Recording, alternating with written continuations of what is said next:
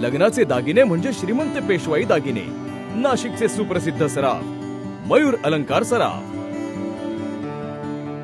नाशिक जिल्हा व उत्तर महाराष्ट्राची जीवनदायिनी तसेच संपूर्ण विश्वभर महाराष्ट्राचा लौकिक वाढवणारी पवित्र गंगा गोदावरी माता सदैव विविध रूपाने आशीर्वाद देऊन उपकार करणारी गंगा गोदावरी दूषित होत चालली आहे। विश्वात होणाऱ्या प्रमुख कुंभापैकी एक कुंभ श्री क्षेत्र त्र्यंबकेश्वर व पंचवटी नाशिक या ठिकाणी संपन्न होत असतो।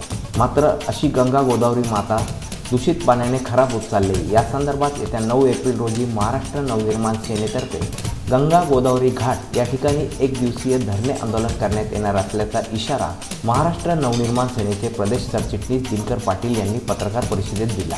दररोज मिटिंगा घेत आहेत, सिंहस्थ कुंभमेळा, सिंहस्थ कुंभमेळा, सिंहस्थ कुंभमेळा, कुठेही एकही काम सुरू नाहीये।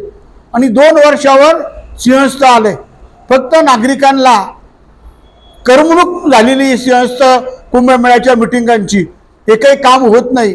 त्या दृष्टिकोनातून राजसाहेबांनी सांगितल्यानुसार आम्ही रामकुंडावर हे एकच आंदोलन होणार नाही। आमचं अखंड या नद्या प्रवाहित होण्यासाठी, प्रदूषणमुक्त होण्यासाठी आमचं आंदोलन कायम चालू राहणार आहे।